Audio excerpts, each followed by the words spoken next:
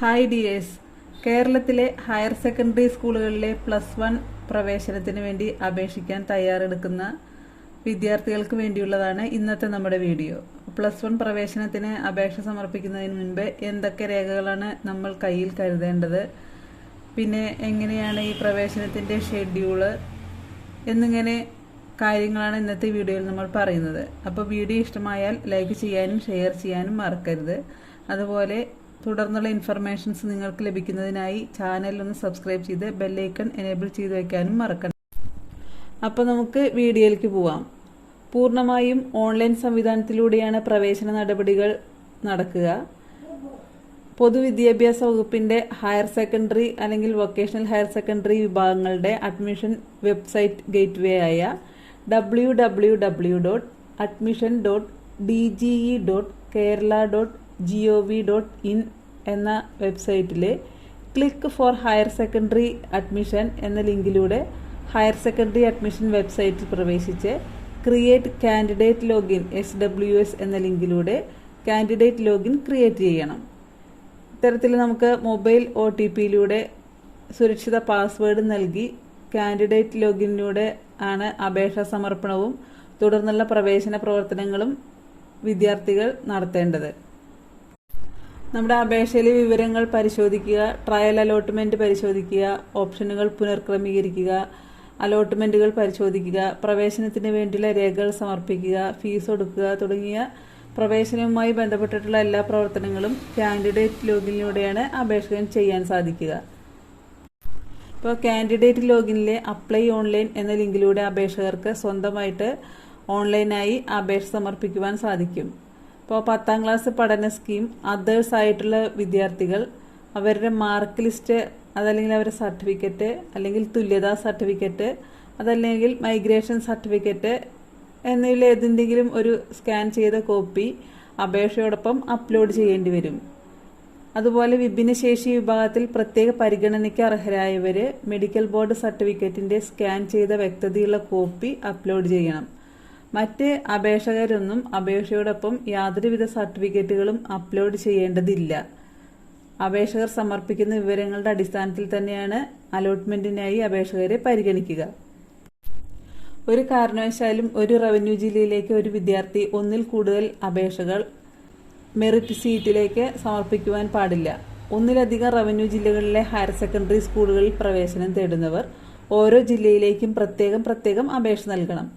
അപേക്ഷാ രജിസ്ട്രേഷൻ ഫീസായ 25 രൂപ പ്രവേശന ഫീസിനൊപ്പം അടച്ചാൽ മതിയാകും. ഇനി നമുക്ക് അപേക്ഷ സമർപ്പിക്കുമ്പോൾ എന്തെല്ലാം കാര്യങ്ങളാണ് ശ്രദ്ധിക്കേണ്ടതെന്ന് നോക്കാം. ഓരോ വിദ്യാർത്ഥിക്കും അവരവർക്ക് സ്വയമായി തന്നെ മൊബൈൽ ഫോൺ ഉപയോഗിച്ചും അപേക്ഷ സമർപ്പണം നടത്താൻ സാധിക്കും. അപ്പോൾ അതിനായിട്ട് നമ്മുടെ കയ്യിൽ വാലിഡ് മൊബൈൽ നമ്പർ, നമ്മളോ അല്ലെങ്കിൽ നമ്മുടെ രക്ഷിതാവിൻ്റെയോ മൊബൈൽ നമ്പറാണ് ഇതിനായി ഉപയോഗിക്കേണ്ടത്. ഭാവിയിലുള്ള എല്ലാ അഡ്മിഷൻ സംബന്ധമായ കാര്യങ്ങൾക്കും ഈ ഫോൺ നമ്പർ തന്നെയായിരിക്കും ഉപയോഗിക്കുക. അപ്പോൾ അപേക്ഷ സമർപ്പിക്കുന്നതിന് മുൻപ് വെബ്സൈറ്റിൽ ഇതിൻ്റെ പ്രോസ്പെക്ടസ് വിശദമായി തന്നെ കൊടുത്തിട്ടുണ്ട്. അത് കൃത്യമായി വായിച്ചു മനസ്സിലാക്കിയതിന് ശേഷം മാത്രം അപേക്ഷ സമർപ്പിക്കാൻ ശ്രദ്ധിക്കുക. അപേക്ഷ സമർപ്പിക്കുന്നതിന് മുൻപ് യോഗ്യതാ പരീക്ഷ പാസ്സായ സർട്ടിഫിക്കറ്റ് കയ്യിൽ കരുതുക. അതിൽ സ്കീം, രജിസ്റ്റർ നമ്പർ, പരീക്ഷ എഴുതിയ വർഷം, മാസം എന്നിവ നൽകേണ്ടി വരും. അപ്പോൾ ഈ സർട്ടിഫിക്കറ്റ് നമ്മൾ കയ്യിൽ കരുതുക. അതുപോലെ നമ്മുടെ മാർക്ക് അറിയണം, അതും കയ്യിൽ കരുതുക. കാറ്റഗറി ശരിയായി രേഖപ്പെടുത്തണം. അതിനായി പ്രോസ്പെക്ടസിലെ അപ്പൻഡിക്സ് 2 ലിസ്റ്റുകളും അപേക്ഷകരുടെ കാസ്റ്റ് എന്നിവ പരിശോധിക്കുകയും അപേക്ഷകന്റെ കാറ്റഗറി ഏതാണെന്ന് കുറിച്ച് വെക്കുകയും ചെയ്യണം. പിന്നെ ബോണസ് പോയിന്റുകളെല്ലാം ശരിയായി തന്നെ രേഖപ്പെടുത്തുക. ഏറ്റവും ശ്രദ്ധയോടെ തന്നെ ഓപ്ഷനുകൾ നൽകാൻ ശ്രദ്ധിക്കുക. വിദ്യാർത്ഥി താല്പര്യപ്പെടുന്ന ഏറ്റവും കൂടുതൽ താല്പര്യപ്പെടുന്ന സ്കൂളും അതുപോലെ തന്നെ കോമ്പിനേഷനും അതിൻ്റെ കോഡുകൾ വ്യക്തമായി മുൻഗണനാക്രമത്തിൽ നിങ്ങളൊന്ന് എഴുതി കയ്യിൽ വയ്ക്കുന്നത് നന്നായിരിക്കും. ഓപ്ഷനുകൾ കൊടുക്കുമ്പോൾ പ്രത്യേകം ശ്രദ്ധിക്കുക. നമ്മൾ ഫസ്റ്റ് ഓപ്ഷനായി കൊടുത്തിട്ടുള്ള സ്കൂള് നമുക്ക് അലോട്ട്മെന്റ് കിട്ടുകയാണെങ്കിൽ നിർബന്ധമായി നമ്മൾ അവിടെ ചേരേണ്ടി വരും. അപ്പോൾ ഏറ്റവും കൂടുതൽ താല്പര്യമുള്ള സ്കൂളും അതുപോലെ കോഴ്സും തന്നെ നമ്മൾ ഓപ്ഷനിൽ ആദ്യം വെക്കാൻ ശ്രമിക്കണം. ഇതിൽ CBSE പാസ്സായ അപേക്ഷകർ മാത്സ് ബേസിക്കാണ് പഠിച്ചതെങ്കിൽ അവർക്ക് കണക്ക് സബ്ജക്റ്റായി വരുന്ന സയൻസ് കോഴ്സുകൾ ഓപ്ഷനായി നൽകാൻ കഴിയില്ല. അതിനുശേഷം അപേക്ഷ സമർപ്പിക്കുമ്പോൾ സ്ക്രീനിൽ ലഭിക്കുന്ന അപേക്ഷാ നമ്പർ കൃത്യമായി എഴുതി സൂക്ഷിക്കാനും മറക്കരുത്. ഇനി നമുക്ക് പ്രവേശന ഷെഡ്യൂൾ എങ്ങനെയാണെന്ന് നോക്കാം.